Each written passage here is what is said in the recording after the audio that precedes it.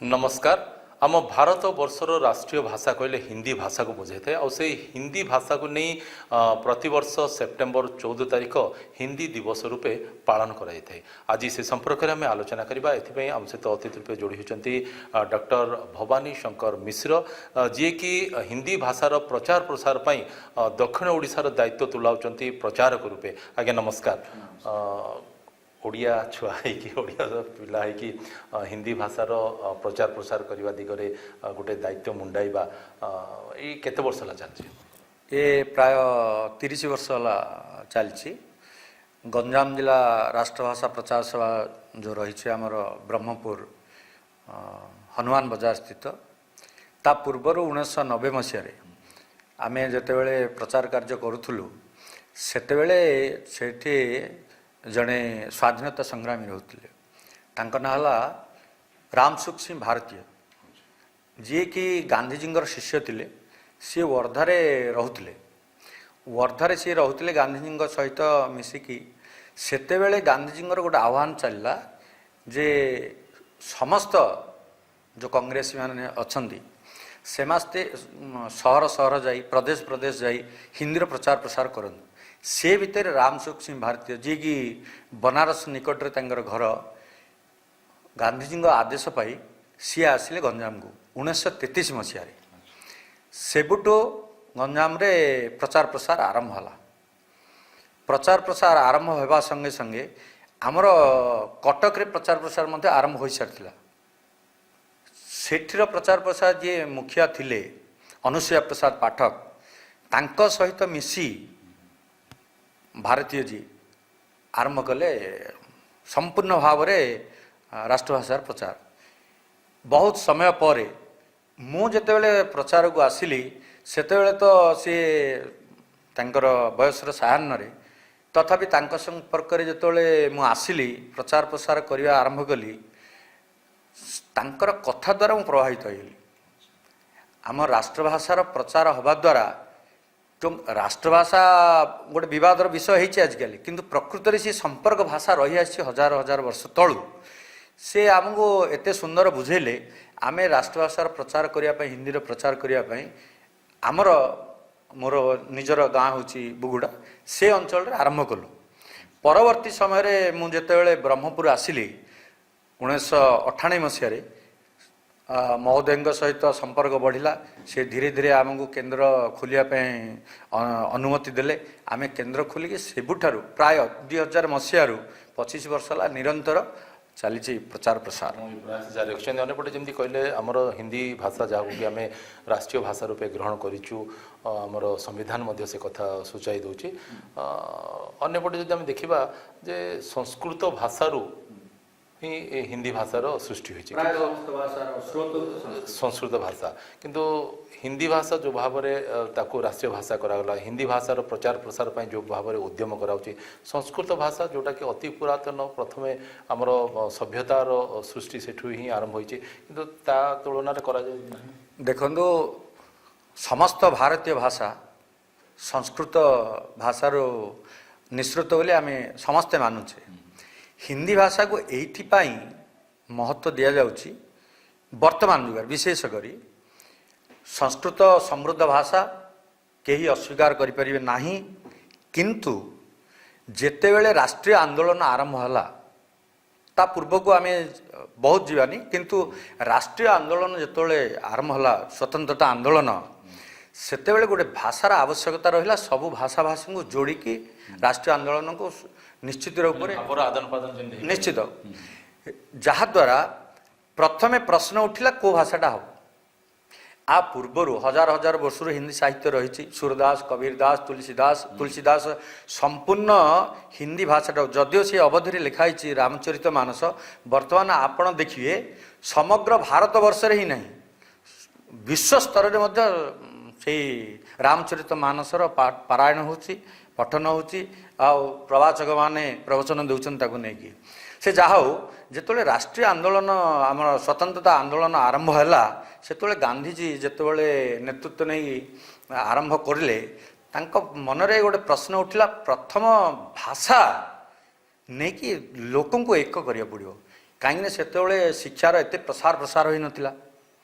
ଅଶିକ୍ଷିତ ଲୋକ ଥିଲେ, ଶିକ୍ଷିତ ଲୋକ କମ୍ ଥିଲେ, ଇଂଲିଶ ଭାଷା ଗାଁ ଗାଁରେ ପହଞ୍ଚି ପାରିନଥିଲା, ସମସ୍ତେ ତାକୁ ବୁଝିପାରୁନଥିଲେ।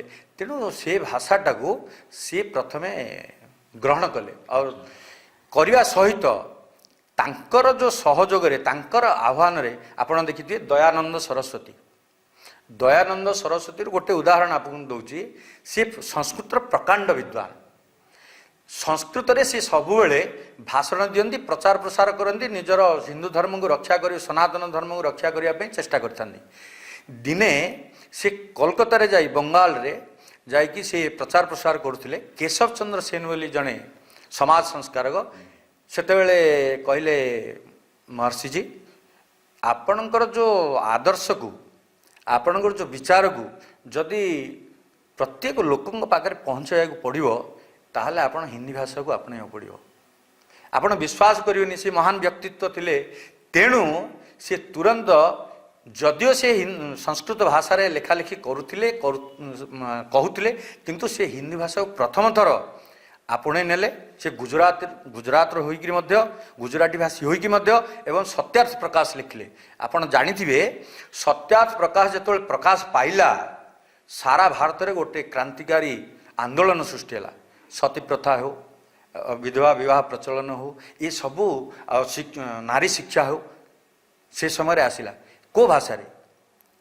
ଜନସମ୍ପର୍କ ଯେଉଁ ଭାଷାରେ ଜନତା ବୁଝିପାରିବେ ସେ ଭାଷାରେ ଶିକ୍ଷା ଦେବା ପାଇଁ ବା ପ୍ରଚାର ପ୍ରସାର କରିବା ପାଇଁ ଗୋଟେ ମୁଖ୍ୟ ରହିଲା। ତେଣୁ ଆର୍ଯ୍ୟ ସମାଜ ଗଢ଼ିଲେ ଯେତେବେଳେ ସିଏ ତାଙ୍କର ଗୋଟିଏ ଆଦର୍ଶ ଉଦ୍ଦେଶ୍ୟ ଥିଲା ଯେ ହିନ୍ଦୀ ଭାଷାର ପ୍ରଚାର ପ୍ରସାର। ତେଣୁ ଏହିପରି ଗାନ୍ଧୀ ଗୁଜରାଟୀ ଥିଲେ, ଆମର ସରସ୍ୱତୀ ଗୁଜରାଟୀ ଥିଲେ, ଆପଣ ବିବେକାନନ୍ଦକୁ ଦେଖିଲେ ମଧ୍ୟ ସିଏ ଦେଖିବେ ଅନେକ ଏପରି ଅହିନ୍ଦୀ ଭାଷୀ ଅଛନ୍ତି ଯିଏକୁ ହିନ୍ଦୀକୁ ପ୍ରତିଷ୍ଠିତ କରିବାରେ ମୁଖ୍ୟ ଭୂମିକା ନେଇଥିଲେ। ଗାନ୍ଧିଜୀ କେବଳ ନେତୃତ୍ୱ ନେଇଥିଲେ। ଆପଣଙ୍କୁ ଗୋଟିଏ କଥା କହିଦେବି, ଗାନ୍ଧିଜୀଙ୍କର ଯେତେବେଳେ ପ୍ରଶ୍ନ ଉଠୁଛି, ଆମର ପ୍ରଶ୍ନ ଉଠୁଛି ନା ଦକ୍ଷିଣ ଭାରତରେ ହିନ୍ଦୀର ପ୍ରଚାର ପ୍ରସାର କିଛି ନାହିଁ, କିଏ କିଛି କହୁନାହାନ୍ତି, ସେତେବେଳେ ମଧ୍ୟ ସେମିତି ଥିଲା। ଏବେ ତ ବହୁତ ବଦଳି ଯାଇଛି। ଯେତେବେଳେ ଗାନ୍ଧିଜୀ ଦେଖିଲେ ଯେ ଦକ୍ଷିଣ ଭାରତର ମୁଖ୍ୟ 4ଟି ରାଜ୍ୟ ନିଶ୍ଚିତ ଭାବେ ଆମକୁ ପ୍ରଭାବିତ କରୁଛି, ଆମର ଭାଷାଟା ଗୋଟେ ବାଡ଼ ସ୍ୱରୂପ ରହୁଛି, ସେ ପ୍ରଥମେ ନିଜ ପୁଅକୁ 1928 ମସିହାରେ ସେ ଆରମ୍ଭ କଲେ ଦକ୍ଷିଣ ଭାରତ ହିନ୍ଦୀ ପ୍ରଚାର ସଭା। ଆଉ ଗୋଟିଏ ସଭା ହେଲା ରାଷ୍ଟ୍ରଭାଷା ପ୍ରଚାର ସମିତି ୱାର୍ଦ୍ଧାରେ, ଆଉ ଗୋଟିଏ ହେଲା ପ୍ରୟାଗରେ ହେଲା ସାହିତ୍ୟ ସମ୍ମିଳନୀ। 3ଟି ସଂସ୍ଥା, ବଡ଼ ସଂସ୍ଥା ଯିଏକି ଭାରତ ସାରା ହିନ୍ଦୀର ପ୍ରଚାର ପ୍ରସାର ଆରମ୍ଭ କଲେ। ସେ ଭିତରେ ଗାନ୍ଧିଜୀ ନେତୃତ୍ୱ ନେଲେ। ଆଉ ଯାହାର ଚେଷ୍ଟାରେ ବର୍ତ୍ତମାନ ହିନ୍ଦୀର ପ୍ରଚାର ପ୍ରସାର ଚାଲିଛି। କିନ୍ତୁ ପରବର୍ତ୍ତୀ ସମୟରେ ପ୍ରତ୍ୟେକ ଜାଗାରେ ଗାନ୍ଧିଜୀଙ୍କ ସମୟରେ ମଧ୍ୟ ପ୍ରଶ୍ନ ଉଠିଥିଲା କି ଆମ ଭାଷା କ'ଣ ହେବ? ଯଦି ହିନ୍ଦୀ ଭାଷା ରାଷ୍ଟ୍ରଭାଷା ହେଇଯିବ ଆମ ଭାଷା କ'ଣ ହେବ? ନିଶ୍ଚିତ ଭାବେ ତାଙ୍କର ଯେତେବେଳେ ପ୍ରଶ୍ନ ଉଠିଲା ସେ କହିଲେ ସମସ୍ତ ଭାରତୀୟ ଭାଷା ଆମର ଭାଷା, କିନ୍ତୁ ଆମକୁ ମହାଭାରତୀୟ ଚେତନା ଭିତରେ ନିଜକୁ ସାମିଲ କରିବାକୁ ପଡ଼ିବ, ପ୍ରାନ୍ତୀୟତା ଭାବ ଛାଡ଼ିବାକୁ ପଡ଼ିବ।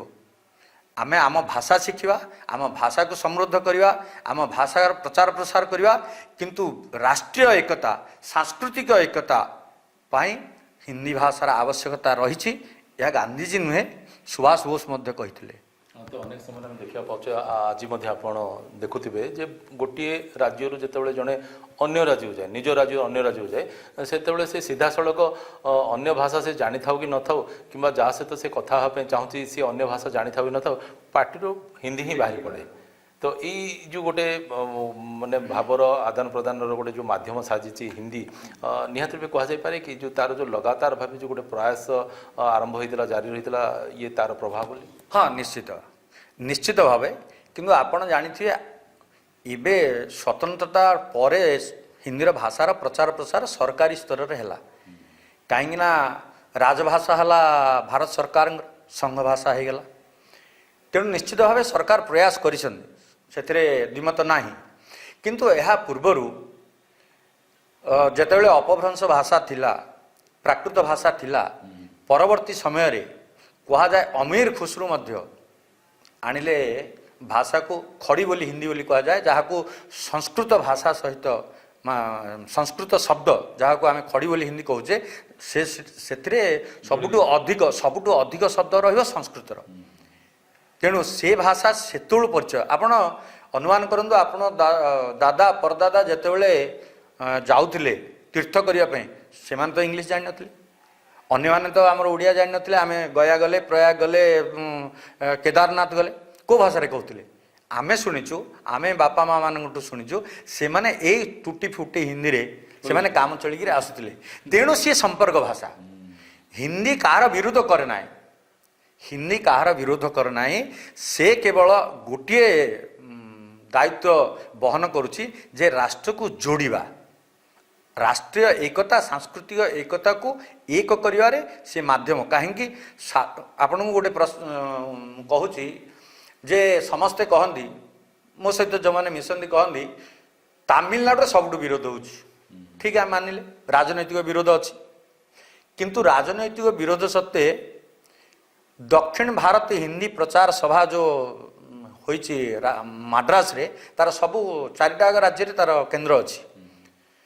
आपण विश्वास करि परिबे नाही, सबुठारु अधिक आमर जो जाउचंदी स्कॉलरशिप मिलुची, छात्रवृत्ति मिलुची हिंदी पाई, भारतर गोटे राज्य तमिलनाडु जे सर्वाधिक नौची हिंदी रे छात्रवृत्ति। ता हिंदी पढ़ुना केमी, हिंदी बुझुना केमी, हिंदी बुझुचंदी पढ़ुचंदी। राजनैतिक विरोध गोटे अलग स्तर रे आउ समस्ते तो बुझी पारु नांदी, तेणु आमे कहि दउछु समस्ते सेठी किछ कहउना। भाषा गोटे शिखिबा नुआ भाषा हो कि शिखिबा ज्ञान आहरण करिबा से किसी बयस सीमा न थाए, से जी भी चाहिए भी करिबा, किंतु सी केतेबेले कोनसी कारण जो ता प्रयोग करिवो कि न करिवो से माध्यम रे से कथा हो कि न हो सेटा अलगा कथा, किंतु भाषा शिखिबारे किबा भाषा को नै कि ज्ञान आहरण करियारे किछि आपत्ति न थाए। नहीं से तो गांधी कहले आपण इंग्राजी भाषा को भल भावे पढ़ंतु, कहंतु, लेखंतु, कौन से आपत्ति नहीं, किंतु आपणकर मातृभाषा को प्रथमे ग्रहण करंतु एवं सामग्रिक महाभारतीय चेतना रे उद्बुद्ध होइकि राष्ट्रभाषा को स्वीकार करंतु, ताकू प्रयोग करंतु, ताकू प्रयोग करंतु। तार आपण जेतेबेले विभिन्न स्थान को जाउचंदी, विशेष करी दक्षिण ओडिसा पर आपण फोकस करूचंदी, सेमति किछि तिक्त अनुभूति अछि कि जेमति आमे कथा छଳରେ कहले जे तमिलनाडु रे अधिका विरोध करूचंदी बोली, सेमति किछि अछि कि नहीं? आपण को गोटे खुशीर खबर, ओडिशा रे राजनैतिक विरोध हिंदी प्रति ना, जहाँ अच्छी लेस मात्र। तेणु हिंदीर सबुठु भल प्रचार प्रसार ओडिशा रे होउछि। आपण को कहि देबा चाहे जे जदियो एबे प्रत्येक स्कूल रे ओडिया हो, इंग्लिश माध्यम हो, सबुठी आरंभ श्रेणी रू पढ़ालानी हिंदी। तेणु आमर प्रचार प्रसार संख्याटा कमिछि निश्चित भाव में, कहीं ना हाँ ना कहीं सीधा पढ़िले से, किंतु आमर प्रचार प्रसार जो मुख्य लक्ष्यटा थिला वर्तमान सबू स्कूल माने कर सारे करुचंदी, सेटा राज्य सरकार तो दउछि ना, दायित्व टे कमी भार मध्य, किंतु आमर दायित्व हला वर्तमान हिंदी खाली पढ़िले शिखिले जानिले हम ना, तार कहीं गोटे भाषा सेतोले बंचीज जेतेबेले रोजगारी भाषा हो। आज इंग्लिश को आमे कहीं पढ़ुचु रोजगार भाषा, आपण कहबे ज्ञानर भाषा, ज्ञानर भाषा बोले आमे सबुबेले ताको स्वीकार करि परिया नाही, काहेकि जदि केवल इंग्लिश आमर ज्ञानर भाषा ताहाले चीन रे, रूस रे, जापान रे, इंडोनेशिया जो जो बड़ बड़ जर्मन रे, फ्रांस रे, ए सब देश तांका निज राष्ट्रभाषा रे करिकी पढ़िकी ज्ञान नहीं कि तांके एते स्तर रे अछि। आमे इंग्लिश 250 वर्ष हमको शासन कला, इंग्लिश माने शासन कले, आमे 70 वर्ष हलेनी, किंतु वर्तमान सुद्धा इंग्लिशर स्थिति पाठपढ़ा भितर सीमित होइछि। आमे पदाकू गले केवल आम भाषा कहवा नहले आमर राष्ट्रभाषा कहवा बा राजभाषा कहवा बा हिंदी कहवा, बहुत कम स्थल रे आमे इंग्राजीर प्रयोग करछे। केवल लेखा एवं रोजगार भाषा जोगु आउ आमे ताको कहूचे जे शिक्षार माध्यम रखिथिबा जोगु हिंदी इंग्राजी भाषार प्रसार प्रसार होची। भारतीय भाषा माने निश्चित भावे निष्पेषित होचंदी, निश्चित निश्चित। तेणु वर्तमान जो केंद्र सरकार एक भल पदक्षेप एनईपी राष्ट्रीय शिक्षा नीति रे भारतीय भाषा मान गुरुत्व देइचंदी, ସେଇଟା ଗୋଟେ ନିଶ୍ଚିତ ଶୁଭଙ୍କର ଜିନିଷ। ପ୍ରତ୍ୟେକ ରାଜ୍ୟ ସରକାର ମାନେ ଯଦି ତାକୁ ଆପଣେଇବେ ମହାଭାରତ ଚେତନାରେ, ତାହେଲେ ଆମ ଭାରତର ସମସ୍ତ ଭାଷା, ମୁଁ କହିଦେବାକୁ ଚାହେଁ ଭାରତର ପ୍ରତ୍ୟେକ ଭାଷା ରାଷ୍ଟ୍ରଭାଷା, ରାଷ୍ଟ୍ରର ଭାଷା ରାଷ୍ଟ୍ରଭାଷା, କିନ୍ତୁ ରାଷ୍ଟ୍ରକୁ ଯୋଡ଼ୁଥିବା ଭାଷା ଗୋଟେ ଆବଶ୍ୟକ। ଯେପରି ରାଷ୍ଟ୍ରଗାନ ଗୋଟିଏ ରହିଲା, ଦୁଇଟା କି ଚାରିଟା ରହିଛି କି, ରାଷ୍ଟ୍ରଧ୍ୱଜ ଗୋଟିଏ ରହିଲା, ସେପରି ରାଷ୍ଟ୍ରଭାଷା ଗୋଟେ ରହିବାର ଆପତ୍ତି କ'ଣ? ତେଣୁ ସେହି ଚେତନାଟାକୁ ଆମେ ଲୋକଙ୍କ ପାଖରେ ପହଞ୍ଚାଇ ଚେଷ୍ଟା କରୁଛୁ ଆମର ପ୍ରଚାର ପ୍ରସାର ମାଧ୍ୟମରେ।